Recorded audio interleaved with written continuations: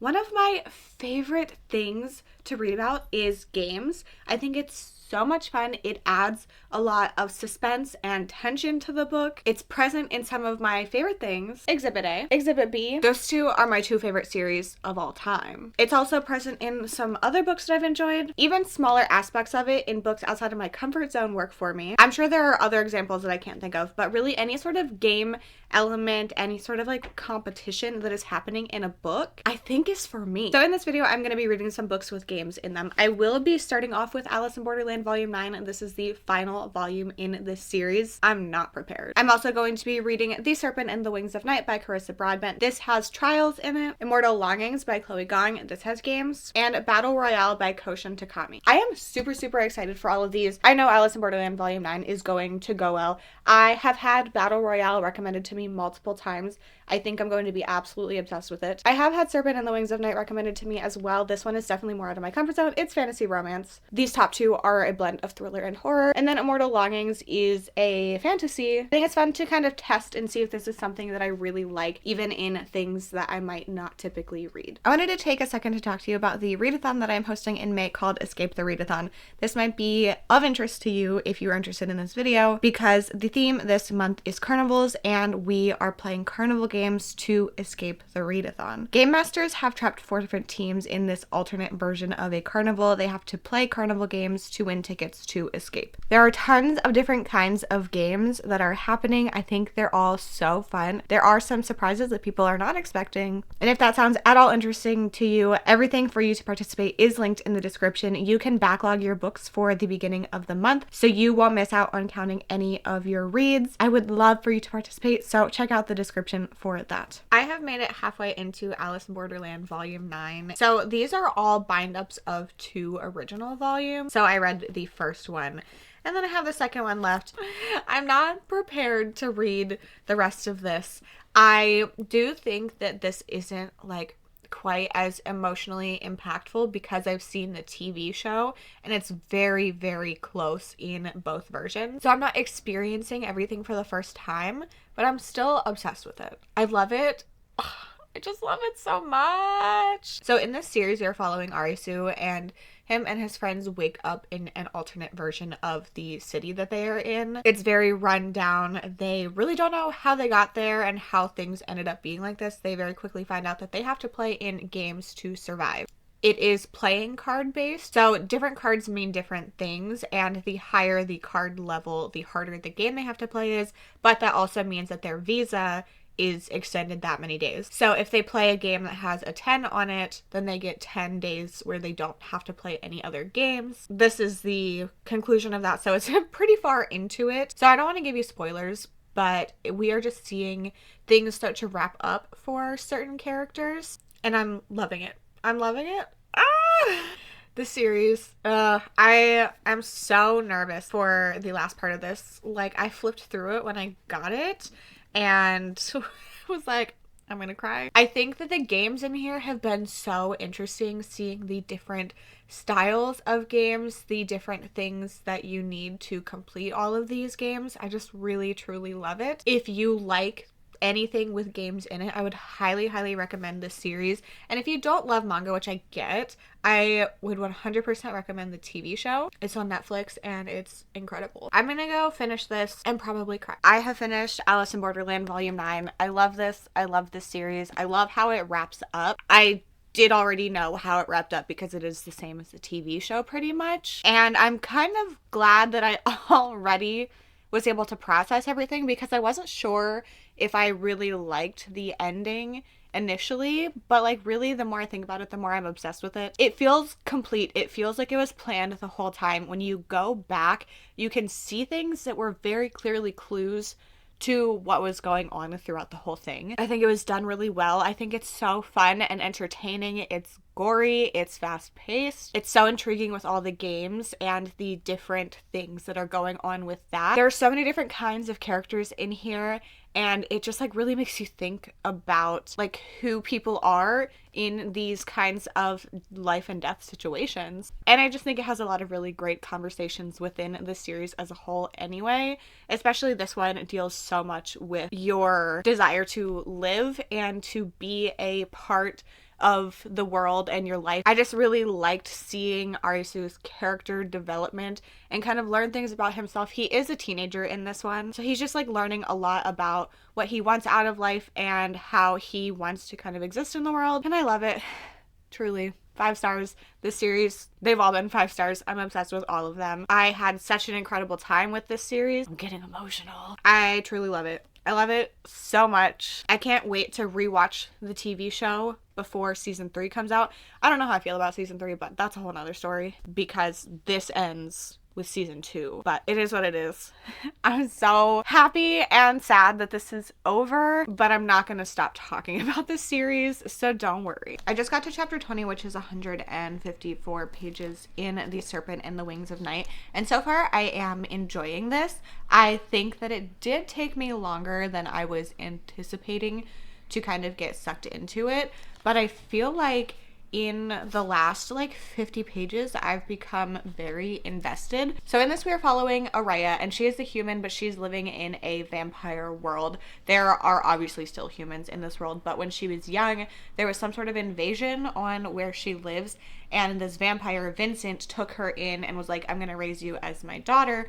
So he did that, and he has been protecting her whole life. She needs to compete in these trials because she wants to win the prize. Sorry, there's a lot going on in this book for me to remember. The prize will give her the ability to kind of like fuse her powers with her adopted father, Vincent. So then she will end up being one of the most powerful beings in the world at that point. So that is why she's competing in these games. I cannot remember how often they happen. The trial thing is called the Kajari, and it's a legendary tournament held by the goddess of death herself. There are tons of warriors from the there are 3 vampire houses, and she has to make an alliance with somebody to be able to survive. So she ends up forming this alliance with Rain, who she is told not to trust by Vincent. He is an enemy to her father's crown and her greatest competition, but she finds herself drawn to him. This is a fantasy romance. Right now, the second of 5, I believe, trials has ended. The first one was not long enough or interesting enough for me,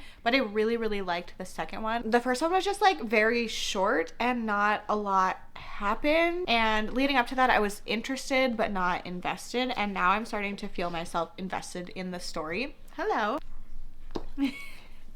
I'm really looking forward to seeing what the rest of these trials are. I really liked the second one. I do still wish it was a little bit longer, but I enjoyed it. I thought it was fun. I do think I'm going to really enjoy the romance between Araya and Rain as well. And then there's like another character, Misha, who is not Rain's companion, but like she lives with him. They're best friends. She kind of gives me the vibes of a child, but she's clearly not, because Araya was questioning if they were like together. But everyone's a vampire except for her. There's also some sort of magic, and she has a little bit, and she's trying to figure out that as well. Hopefully my explanation of this made sense. Also, if you notice that Bowser's hair is uneven, don't talk about it. He is mid-haircut. I'm having a really fun time with this. I'm really liking it now. It did take me a little bit to get more invested, but I'm having a fun time. I am 304 pages into The Serpent and the Wings of Night. I am having a great time with this. So in the first third, trial 1 and 2 happened. 1 was like, okay. 2, I was like, oh, I'm into this. Trial 3, I'm obsessed with it. It was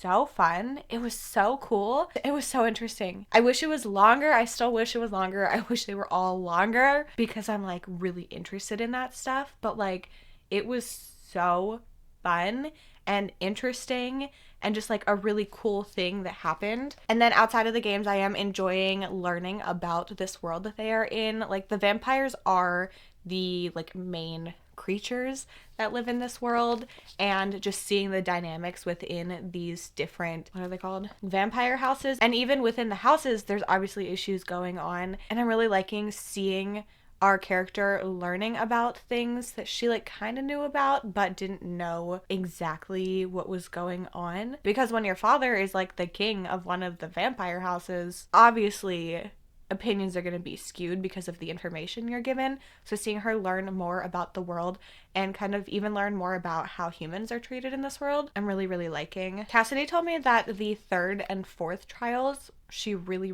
liked. So I can't wait to figure out what the 4th one is. I think there's supposed to be 5, but maybe there's only 4 because there's not a lot of time left. This is a duology, so I don't know, maybe it's continuing into the second book.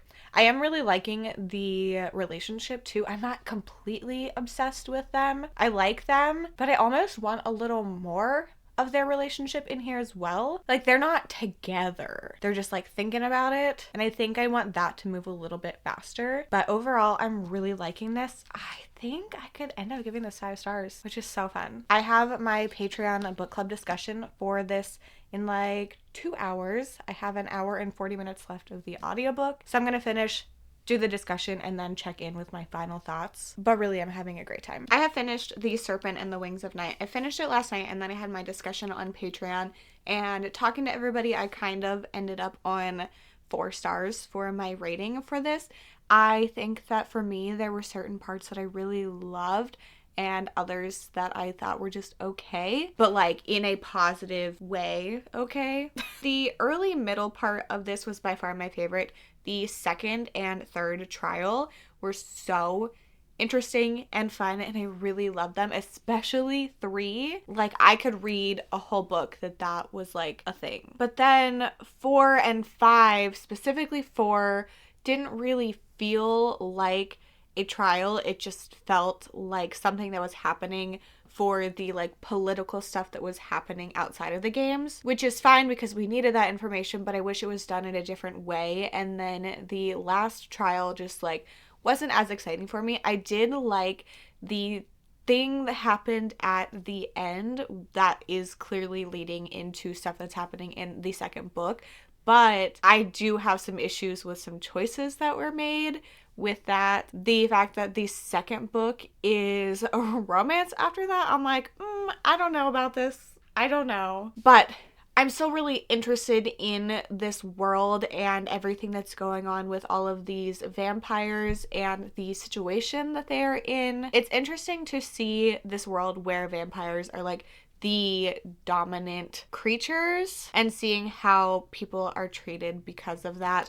And then obviously the different relationships between these vampire houses that are going on. I like that. I think that was set up well. I really, really liked the relationship between Araya and her adopted father. It was so complex and interesting and done in a way that really made you think, and also it was pretty relatable in certain aspects. Obviously not to these extremes, but I think that was done really, really well. I liked the moments of banter between our main characters, but I feel like for some reason I just wasn't as invested in the romance as I wanted to be. And I do wish that the trials were longer and that some of them were a little bit more focused on the trial and not giving us information about other things. I am interested in reading the sequel to this. I don't think I'm going to read the novella that's in between. I've been told to not read it by multiple people because they just don't think that I'm going to care, and it's not important enough for me to need to read it. But there's only one more book. This is a duology, and then I think it's going to be like a continuous series of duologies because there's another one that's coming out that follows one of the characters from this. I'm really glad that I read this. I've been thinking about the third trial all day. It was so good. Very happy with how this went. I do wish it was 5 stars. This was the one that I was like really, really hoping for, but 4 stars is still really great. So next I will be moving on to Immortal Longings. I am a little bit scared of this one. A lot of people don't love it, but it has such a cool concept and I'm very, very curious. And maybe because I don't read a lot of fantasy, it will work more for me. I don't know. Fingers crossed. I have made it 108 pages into Immortal Longings. Also, I got this Barnes & Noble edition from Mel whenever I went to her house, and this is very pretty. I'm not sure if that's the only thing that makes it the Barnes & Noble edition, but whatever. Oh, it includes special content. Anyway, so this one is interesting. A lot of people don't like this book. Like, it has a fairly low average rating. This is Chloe Gong's first adult fantasy. I have not read any of her YA stuff. I don't even know what any of it is, or if people like that, but this is inspired by Shakespeare's Antony and Cleopatra, which I don't really know anything about. It says it's a fiery collision of power play, spilled blood, and romance. Oh, there's a romance in here? So we are following our main character, Calla, and she is a princess kind of like on the run. She did something and no longer lives as a princess. And every year the palace hosts these games. So in this world, people can jump bodies, which is such a cool concept. So I'm not exactly sure how it works, but you can just like, they have a word for it.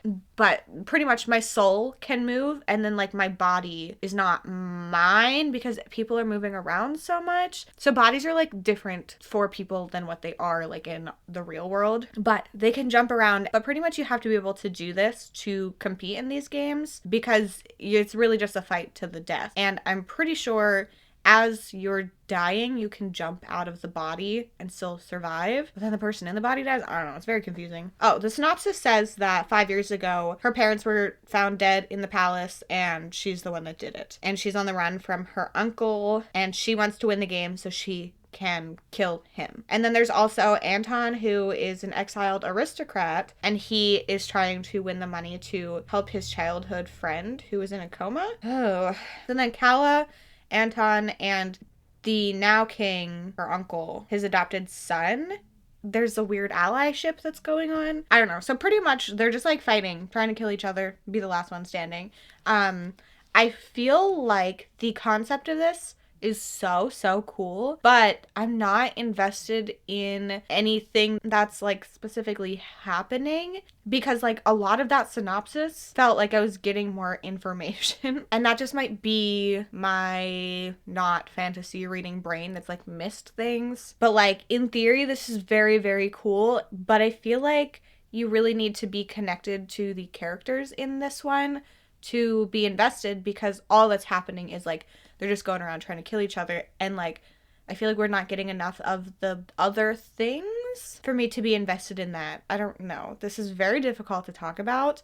I'm struggling a little bit with it, but I think I'm enjoying it. Like, it's not a favorite for me, but I think it's a good time. I don't know if that will continue because I know a lot of people don't like this, but so far, like, it's feeling average on the good side, which I feel like is not all I can ask for, but I think it's going well right now. Hello, I'm here to cause more chaos. If you are participating in Escape the Readathon, you know that that is what I've been doing all month.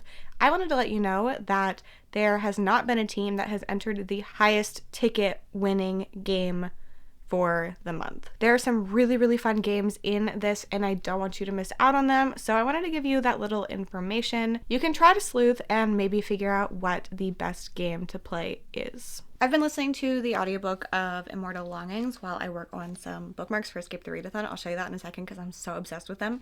But I am 246 pages into this, and I get the low ratings. I don't think it's specifically bad, but I am not connecting to anything. I feel like the plot is like there, but for some reason it just doesn't feel like that stuff is as important. Like, yeah, they're in this thing and they're like fighting everybody and their goal is to be the last one standing, but it just feels like the characters are more important and like not, I don't know how to explain it, but with that I don't really care about the characters.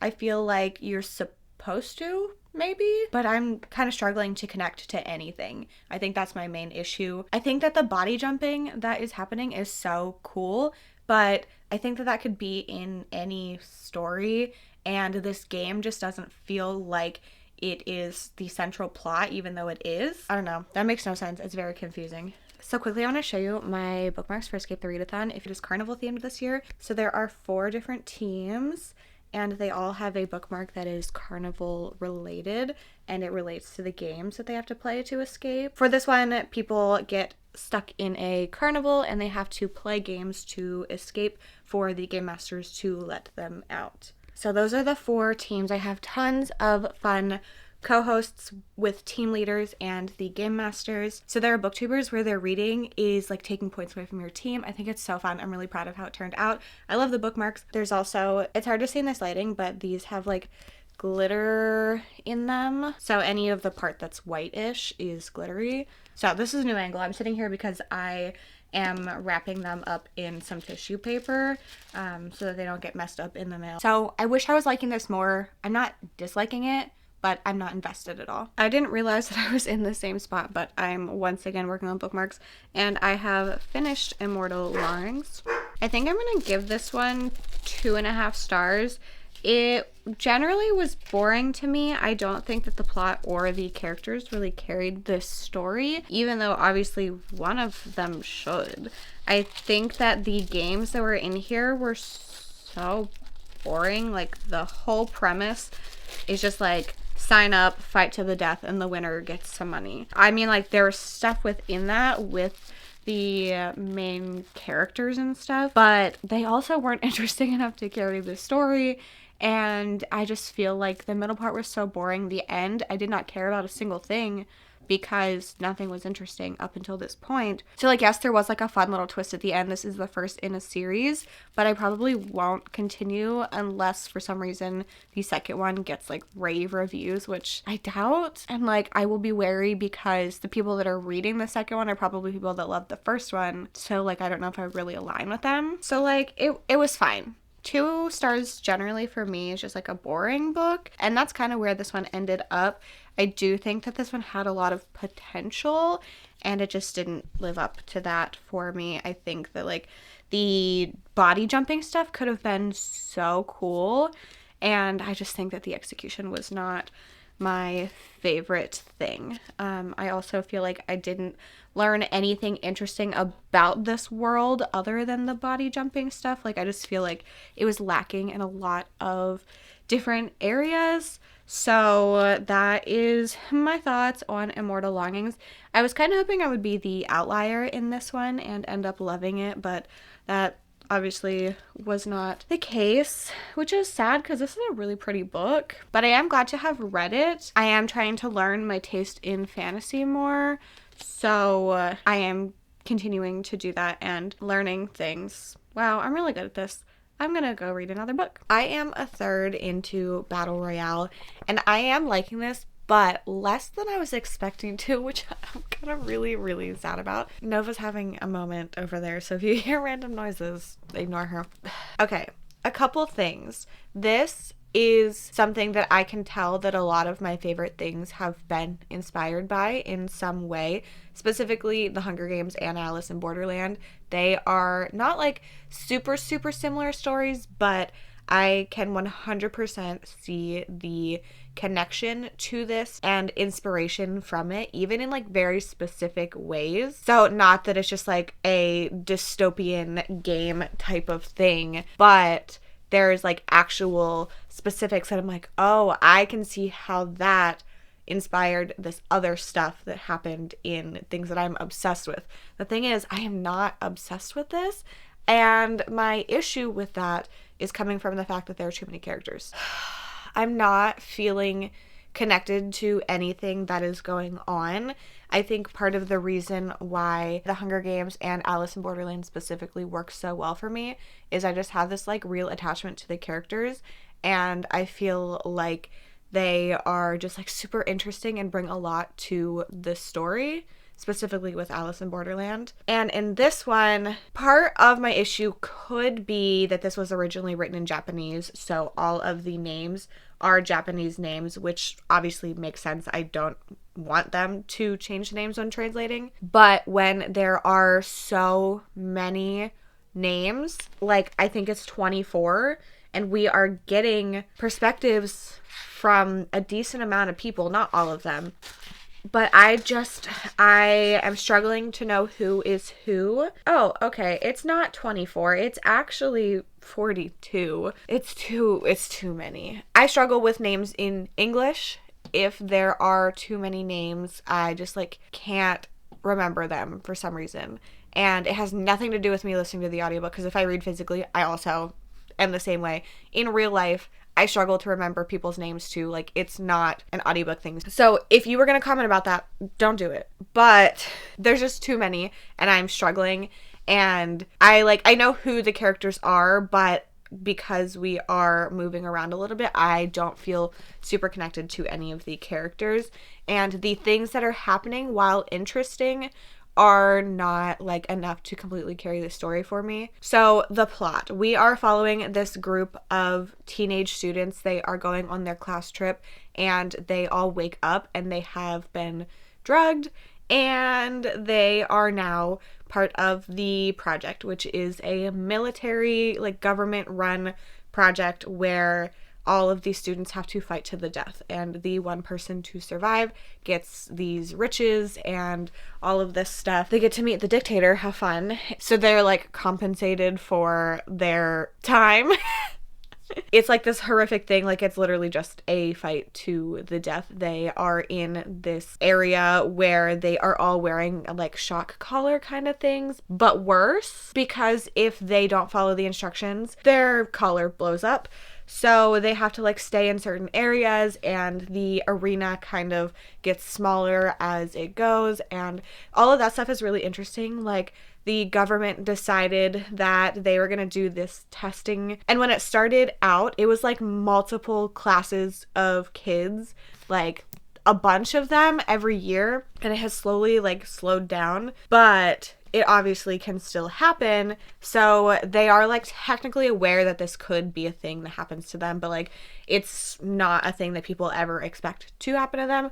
So we are following different characters just trying to survive, trying to kind of like beat the system and escape. So up until this point, I feel like it hasn't been super exciting for me.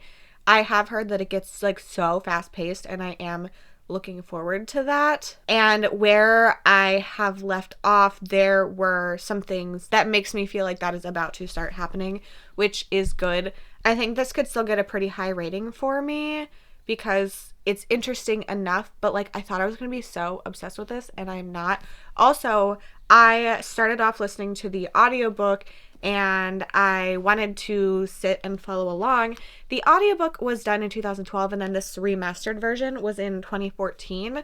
So none of the sentences are the same. So I can't do that. So that's kind of unfortunate for me, because this one is so long that I do want to sit and follow along with it sometimes. But like, I actually can't do that. I have to pick one or the other, or I guess find an older copy of this. But things are good, but I'm kind of disappointed because I'm not completely obsessed with it. Hopefully yet. I have made it 346 pages in. I just got to chapter 46, which is 55%. And oh my god, I think I have to DNF this book. I am having a crisis. I fully anticipated this to be in my top 10 books of the year, and it's not. I don't care about anything that is happening. I was trying to be positive about it earlier because I was like, I think it's going to keep getting better and I'm going to be obsessed with it.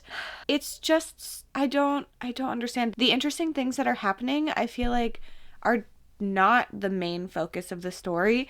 And then they'll kill each other, and then they'll be like, so who do you have a crush on? The amount of times that has been asked, no, it's absolutely too many, and it's just like making me angry. I have been like dreading picking this book up. I don't hate this, I just am bored by it, and I just feel like every time I put it down, I have to force myself to pick it back up, which for a book this long, I'm absolutely not going to do for the rest of it. And just in general, like, I don't want to be forcing myself to pick up books that I'm not loving, but I'm so upset about this one. Here is the, I guess, disclaimer with this. I am going to try this again physically. The audiobook and this version are different, so I could not follow along in both, but at the moment I can't try to read it physically now, so I'm not going to unhaul it, even though I usually absolutely unhaul DNFs. In the future, I do want to try to read it physically, but just like slowly make my way through it and read it with my eyeballs. Now is not that time. I'm really so sad. Like, I kind of want to cry about it. But that is my final update on Battle Royale. A DNF for this book. Going backwards, 2.5 stars. I can't even remember what I said. I don't remember most of this book. 4 Immortal Longings. 4 stars for The Serpent and the Wings of Night. And 5 stars, backwards. And 5 stars for Alice in Borderland, Volume 9. So games in this did not work as well as I thought it was going to at all. If you have any recommendations for really great books with games in them, I would love to know in the comments. If games are something that interests you, I'm hosting a readathon called Escape the Readathon in May, where we are at a carnival and playing games, and one team is trying to escape. Everything for that is linked in the description. I hope to see you in my next one. Bye.